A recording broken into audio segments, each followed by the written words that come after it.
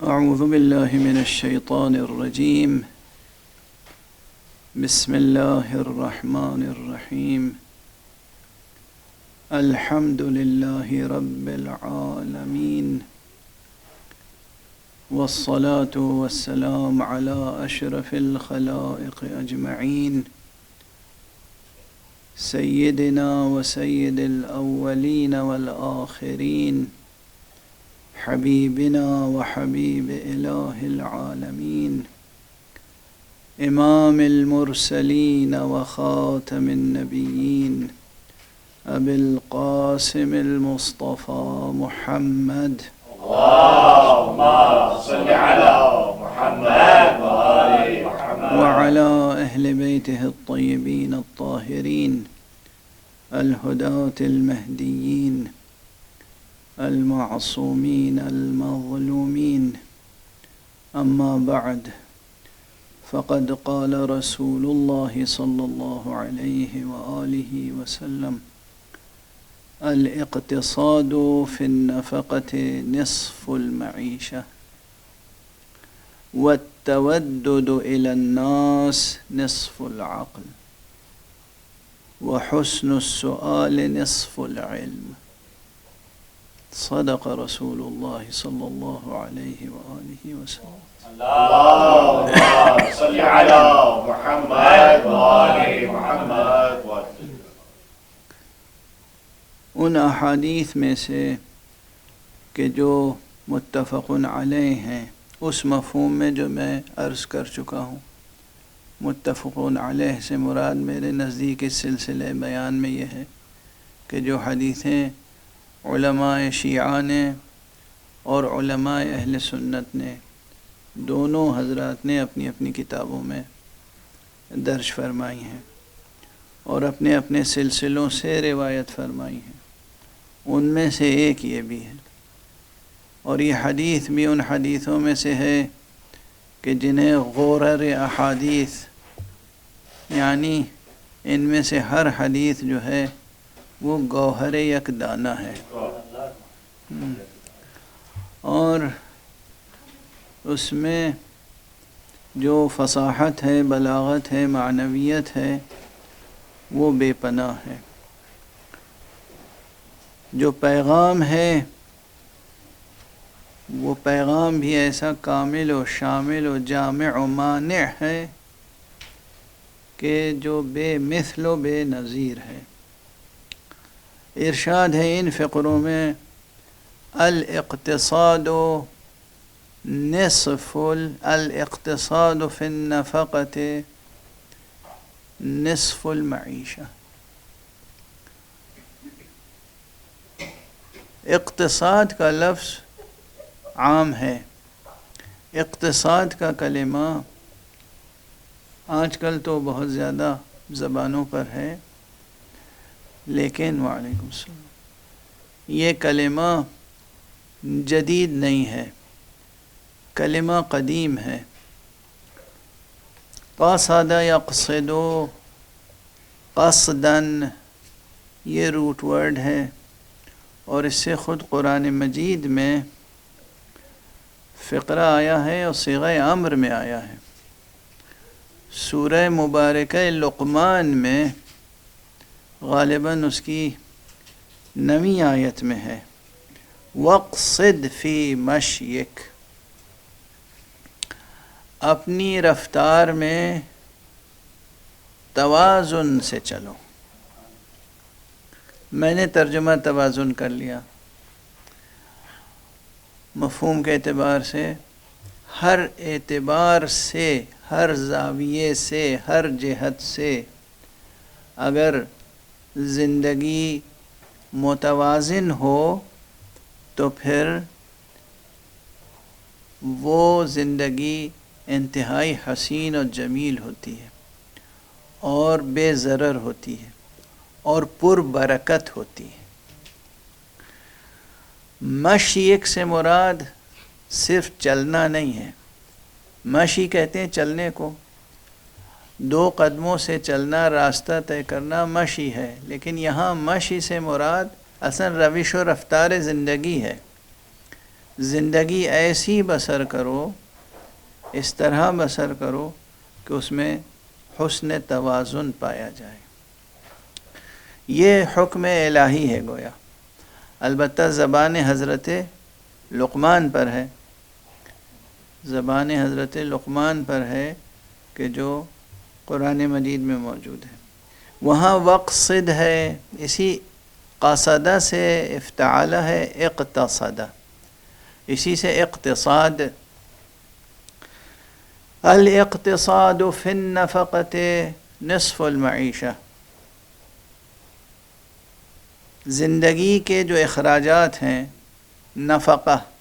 نفقات ہیں، زندگی کے مخارج مصارف، اس میں میانہ روی سے کام لو، یہی نصف معیشت ہے۔ اور میں عرض کرتا ہوں کہ یہ تو ایک انداز بیان ہے پیغمبر صلی اللہ علیہ وآلہ وسلم کا۔ اللہم صلی علی محمد وآل محمد۔ مقصود بیان یہ ہے کہ یہی کل معیشت ہے۔ دیکھیں یہ زبان کی نزاکتیں ہوتی ہیں، کبھی کبھی آپ کہتے ہیں کہ ایسا واقعہ کم ہی پیش آتا ہے، یعنی آپ کہنا چاہتے ہیں کہ ایسا واقعہ پیش نہیں آتا ہے نا؟ تو اسی طرح جب یہاں کہا جا رہا ہے کہ نصف المعیشہ ہے، یہ گویا کہ کل معیشت ہے۔ اگر انسان اپنی زندگی کے مصارف میں، مخارج میں، جہاں وہ خرچ کرتا ہے اپنی دولت کو، اپنی کمائی کو، اس میں میانہ روی سے کام لے، اسراف نہ کرے، افراط و تفریط سے کام نہ لے، نہ اسراف سے کام لے اور نہ بخل سے۔ لم یسرف ولم یقتر، تو وہ ہوگا اقتصادہ۔ تو نہ حد سے زیادہ ہاتھ کو پھیلا دے، بذل مال، نہ حد سے زیادہ مٹھی کو سمیٹ لے کہ بخل سے کام لے۔ البتہ زندگی کے ہر شعبے میں یہ ہو، وقت کے مصرف میں بھی یہ ہو،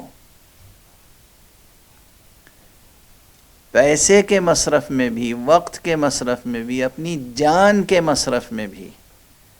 کس وقت انسان کتنی گفتگو کرے، کس وقت نہ کرے، کس وقت زیادہ باتیں کرے، کم کرے، زیادہ سوئے، کم سوئے، زیادہ محنت کرے جسمانی، کم محنت کرے جسمانی۔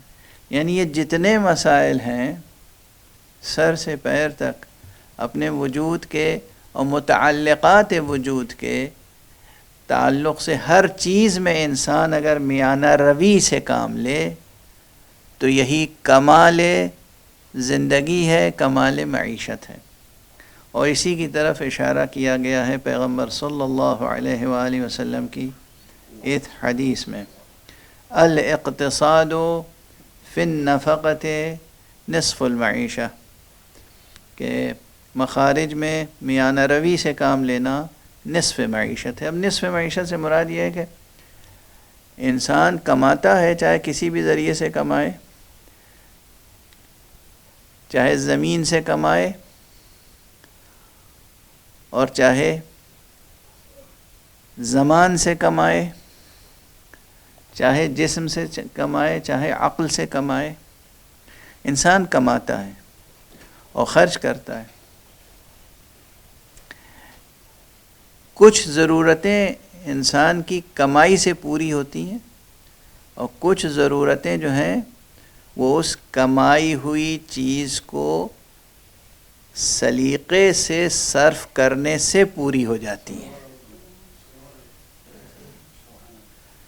یعنی کچھ چیزیں کمائی سے پوری ہوتی ہیں اور کچھ ضرورتیں سلیقے سے پوری ہوتی ہیں۔ جسے ہماری پرانی تہذیب میں پروان چڑھی ہوئی خواتین گھر میں کہتی تھیں کفایت شعاری۔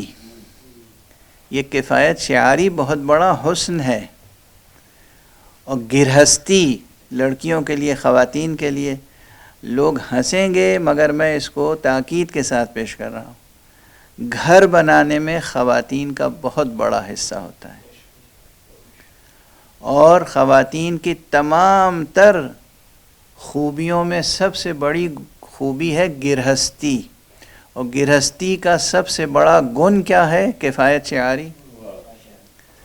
جتنا میسر ہے اس میں اپنی تمام لازمی ضرورتوں کو پورا کر لینا کہ کسی کے سامنے ہاتھ پھیلانا نہ پڑے، یہ حسن ہے، یہی کمال ہے، اور یہی عین علم اقتصادیات ہے۔ اب میں اس بحث میں نہیں پڑھوں گا اس وقت کہ اکنامکس کی ڈیفینیشنز کیا کیا ہیں، ماڈرن اکنامکس کہاں تک ہے، وہ سب ٹھیک ہے اپنی جگہ، جو کچھ ہے میری نگاہ سے گزرتی رہتی ہیں وہ چیزیں، لیکن ایک ایسا بیان جو عام طور پر ہر چھوٹے بڑے کو سمجھ میں آ جائے، اور بچوں کو سمجھ میں آ جائے، اور نئی نسل کو بھی سمجھ میں آئے اور پرانی نسل کو بھی سمجھ میں آئے، وہ عرض کر رہا ہوں اس وقت کہ حضور صلی اللہ علیہ وآلہ وسلم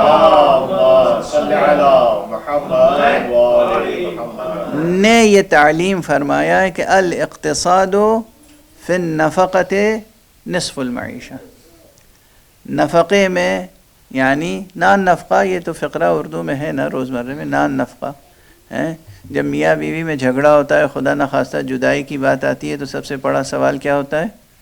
نان نفقہ۔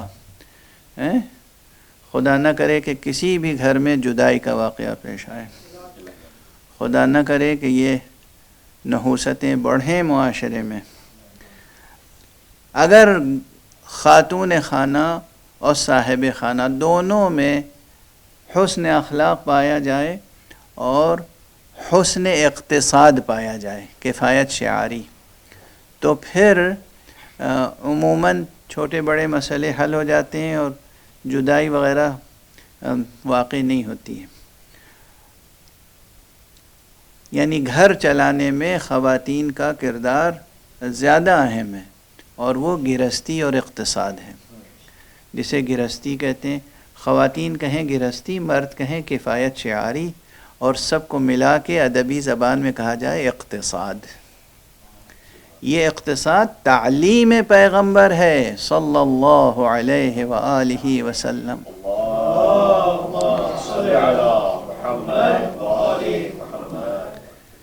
دوسرا فقرہ اسی سیاق و سباق میں جو آیا ہے وہ ہے وَالتَّوَدُّدُ إِلَى النَّاسِ نِصْفُ الْعَقْلِ۔ إِلَى النَّاسِ، تمام لوگوں سے آداب محبت کے ساتھ پیش آنا، یہ نصف عقل ہے۔ البتہ ظاہر ہے کہ جب معاملہ رویے کا ہے، برتاؤ کا ہے، پیش آنے کا ہے، تو یہاں اس سیاق و سباق میں لفظ عقل، عقل نظری کے لیے نہیں بلکہ عقل عملی کے لیے استعمال ہوا ہے، کہ عقل عملی کا کمال یہ ہے کہ انسان تمام لوگوں کے ساتھ دین، مذہب، مسلک وغیرہ وغیرہ، ان تمام امتیازات سے بلند ہو کر تمام انسانوں کے ساتھ انسان حسن سلوک سے پیش آئے، یہی کمال عقل عملی ہے، جس میں بشاشت وجہ بھی شامل ہے۔ چہرہ حشاش بشاش ہو، عبوساً قمطریرہ نہ ہو، ایسا نہ ہو کہ صاحب دیکھتے ہی چہرے پہ نظر پڑی اور چہرہ دیکھ کے دل بیٹھ گیا، ایسا چہرہ نہیں ہونا چاہیے ایک مومن کا۔ ایک مومن کا چہرہ حشاش بشاش ہونا چاہیے، چہرے پہ تبسم ہونا چاہیے۔ تبسم سے ارزاں اور تبسم سے زیادہ گراں قیمت کوئی صدقہ نہیں ہے۔ سب سے ارزاں صدقہ تبسم، اور سب سے قیمتی صدقہ تبسم ہے۔ آپ کسی کو دیکھیں تبسم سے، آپ چمن میں جائیں، درختوں کو بھی تبسم کے ساتھ دیکھیں تو گلاب کے حسن میں آپ کے تبسم سے اضافہ ہو جائے گا۔ اگر آپ حیوانات کو بھی تبسم سے دیکھیں تو ان کے زندگی میں بھی شگفتگی، ان کے رویے میں بھی شگفتگی بڑھے گی۔ تو یہ التودد ہے، لفظ کیا آیا؟ التودد، التودد کیا تحبب نہیں ہے، تودد ہے. تحبب ہے محبت سے، تودد ہے آداب محبت، وہ طریقہ جو محبت سے بھرے ہوئے دل والوں کا طریقہ ہوتا ہے. دلوں میں نفرتیں نہ ہوں، دلوں میں محبتیں بھری ہوئی ہوں. ایسے لوگوں کا جو طریقہ ہوتا ہے، بچے سے ملے، بوڑھے سے ملے، جوان سے ملے، اپنے سے ملے، پرائے سے ملے، یہ جو مسکراہٹیں ہیں اور جو محبت کا سلوک ہے، یہ فاصلوں کو کم کرتا ہے. گھوڑا گاڑی سے فاصلے نہیں طے ہوتے، فاصلے زندگی کے طے ہوتے ہیں پر محبت تبسم سے.